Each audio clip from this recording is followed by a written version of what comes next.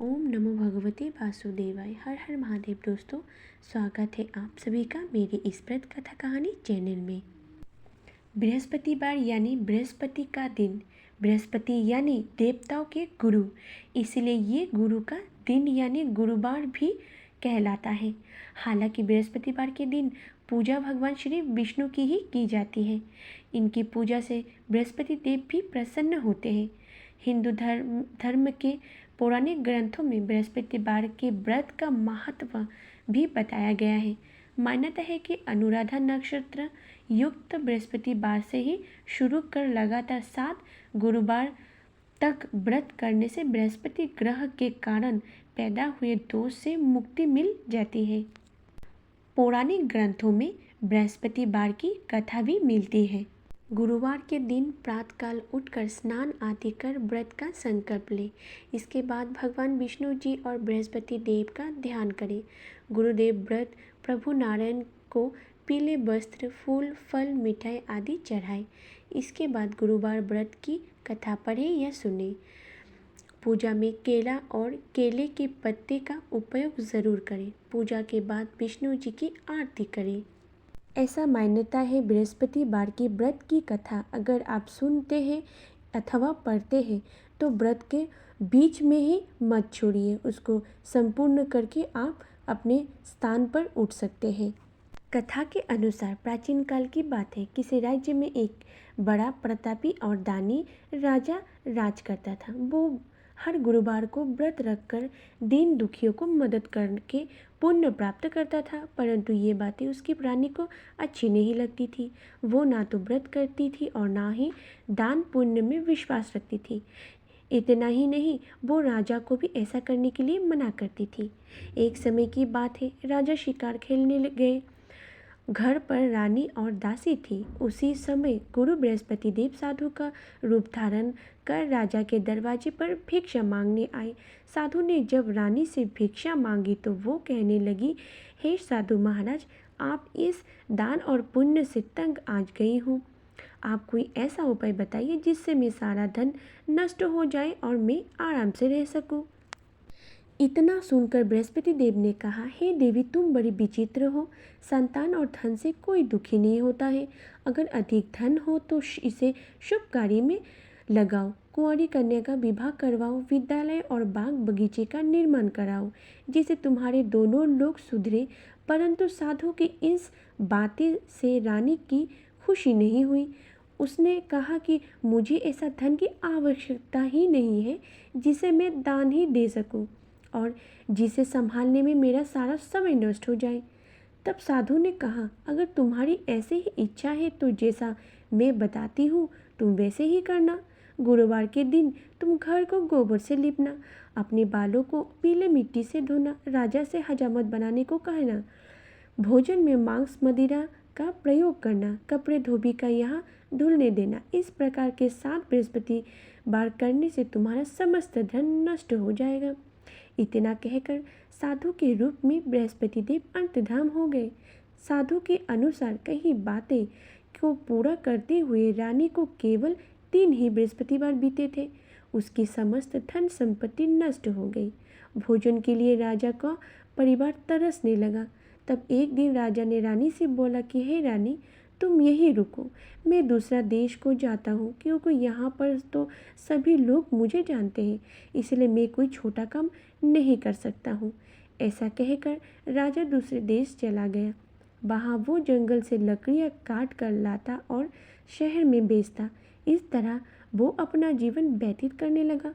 इधर राजा के परदेश जाते ही रानी और दासी दुखी होने लगी। एक दिन जब रानी और दासी 7 दिन तक बिना भोजन के रहना पड़ा तो रानी ने अपनी दासी से कहा, हे दासी, पास ही के नगर में मेरी बहन रहती है।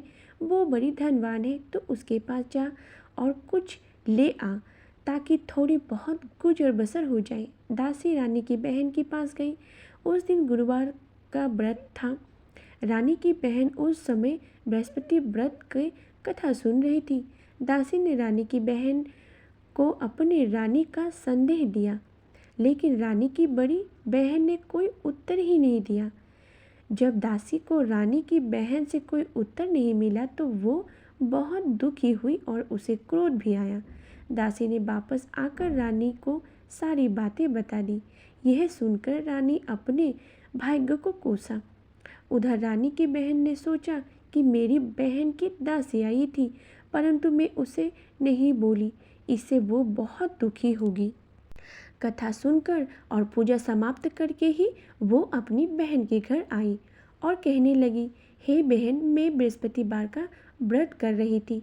तुम्हारी दासी मेरे घर आई थी, परंतु जब तक कथा होता है तब तक ना हम उठते और ना बोलते हैं, इसलिए मैं नहीं बोली।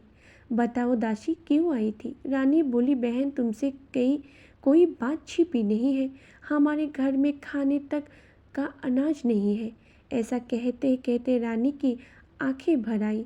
उसने दासी समेत पिछले 7 दिनों से भूखे रहने की पूरी बात अपनी बहन को बता दी। रानी की बहन बोली, देखो बहन, भगवान बृहस्पति देव सबकी मनोकामना पूर्ण करती है। देखो, शायद तुम्हारे घर में अनाज रखा हो। पहले तो रानी को विश्वास ही नहीं हुआ, पर बहन के आग्रह करने पर उसने अपनी दासी को अंदर भेजा तो उसे सचमुच अनाज से भरा एक घड़ा मिल गया। ये देखकर दासी को बड़ी हैरानी हुई। दासी रानी से कहने लगी, हे रानी, जब हमको भोजन नहीं मिलता तो हम व्रत ही तो करते हैं, इसीलिए क्यों ना इससे व्रत और कथा की विधि पूछ ली जाए ताकि हम भी व्रत कर सके। तब रानी ने अपनी बहन से बृहस्पति व्रत के बारे में पूछा कि बहन ने बताया, बृहस्पतिवार के व्रत में चने की दाल और मुनक्का केले के जड़ में अर्पित करें तथा दीपक जलाए, व्रत कथा सुने और पीले भोजन ही करें। इससे बृहस्पति देव और भगवान विष्णु प्रसन्न होते हैं। व्रत और पूजा की विधि बताकर रानी की बहन अपने घर को लौट गई। 7 दिन बाद जब गुरुवार आया तो रानी और दासी ने व्रत रखा।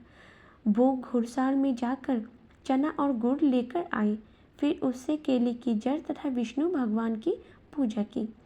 अब पीला भोजन की चिंता को लेकर दोनों बहुत दुखी हुई चुकी थी। उन्होंने व्रत रखा था, इसीलिए बृहस्पति देव उससे प्रसन्न थे। वो एक साधारण व्यक्ति के रूप में धारण कर 2 थाली में पीला भोजन लेके आए। भोजन पाकर दासी प्रसन्न हुई और फिर रानी के साथ मिलकर भोजन ग्रहण किया। उसके बाद वो सभी गुरुवार को व्रत और पूजा करने लगी। बृहस्पति देव की कृपा से उनके पास फिर से धन संपत्ति आ गई, परंतु रानी फिर से पहले ही तरह आलस्य करने लगी। तब दासी बोली, देखो रानी, तुम पहले भी इस प्रकार आलस्य करती थी, तुम्हें धन रखने में कष्ट होता था, इस कारण सभी धन नष्ट हो गया, और अब जब देव बृहस्पति की कृपा से धन मिला तो तुम्हें फिर से आलस्य होने लगा। रानी को समझते हुए दासी कहती है कि बड़ी मुसीबतों के बाद हमने ये धन पाया है, इसलिए हमें दान पुण्य करना चाहिए, भूखे को भोजन करवाना चाहिए और धन को शुभ कार्यों में खर्च करना चाहिए। इससे तुम्हारी कुल का यश बढ़ेगा, स्वर्ग की प्राप्ति होगी और पितृ प्रसन्न होंगे। दासी की बात मानकर रानी अपने धन शुभ कार्य में खर्च करने लगी है।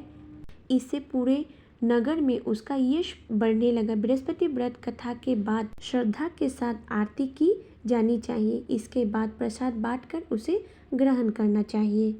एक दिन रानी और दासी आपस में विचार करने लगी कि न जाने राजा किस देश में होगा। उनकी कोई खोज खबर भी नहीं है। उन्होंने श्रद्धापूर्वक बृहस्पति भगवान से प्रार्थना की है कि राजा जहाँ कहीं भी हो शीघ्र वापस आ जाए। उसी रात को बृहस्पति देव ने राजा को स्वप्न में कहा कि हे राजा, उठ, तेरी रानी तुझको याद करती है, अपने देश को लौट जा। राजा प्रातःकाल उठ और जंगल से लकड़ी काटने के लिए जंगल की ओर चला पड़ा। जंगल से गुजरते हुए विचार करने लगा कि न जाने रानी की गलती से उसे कितने दुख भोगने पड़े। राजपाट छोड़कर जंगल में आकर में रहना पड़ा। जंगल से लकड़ियाँ काटकर शहर में बेचकर गुजारा करना पड़ा और रानी अपने देश को याद करके व्याकुल होने लगा। उसी समय राजा के पास बृहस्पति देव साधु के वेश में आकर बोले, हे लकड़हारे, तुम इस सुनसान जंगल में किस चिंता में बैठे हो, मुझे बतलाओ।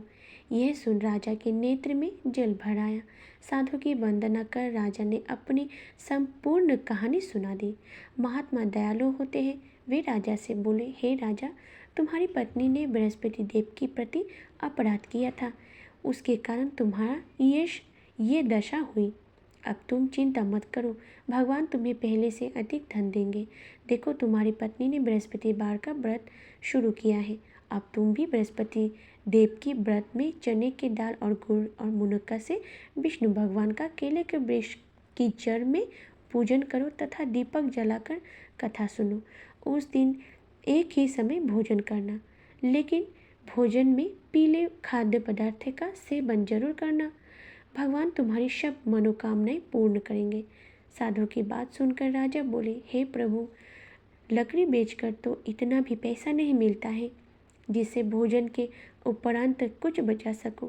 मैंने रात्रि में अपनी रानी को व्याकुल देखा है। मेरे पास कोई साधन नहीं है जिससे उसका समाचार जान सकूं। मैं कौन सी कहानी कहूँ ये भी मुझको मालूम नहीं है। साधु ने कहा, हे राजा, मन में बृहस्पति भगवान के पूजन व्रत का निश्चय करो। वे स्वयं तुम्हारे लिए कोई राह बना देंगे। बृहस्पतिवार के दिन तुम रोजाना की तरह लकड़ियाँ लेकर साहर में जाना। तुम्हें रोज से दुगना धन मिलेगा जिससे तुम भली भांति भोजन कर लोगे तथा बृहस्पति देव की पूजा का सामान भी आ जाएगा। राजा ने ऐसा ही किया और उसको मनोवांछित फल की प्राप्ति हो गई। इस प्रकार जो भी ये कथा पढ़ता है या सुनता है उसके सभी मनोकामना ठीक इसी तरह पूरी होती है। मन से बोलिए, बृहस्पति देव की जय, विष्णु भगवान की जय। बृहस्पति देवता आप हम सभी का मनोकामना पूर्ण करें। जानकारी अच्छा लगे तो प्लीज़ मेरी वीडियो को लाइक कीजिएगा। नए हैं तो चैनल को सब्सक्राइब कीजिएगा। बेल आइकन को क्लिक ज़रूर कीजिएगा। वीडियो को देख के आप ऐसे मत छोड़िएगा और कमेंट बॉक्स पे आप अपना राय ज़रूर लिखिएगा। आपका कमेंट्स का मुझे बहुत बेसब्री से इंतज़ार रहता है। तो मेरी वीडियो को देखने के लिए आप सभी का धन्यवाद।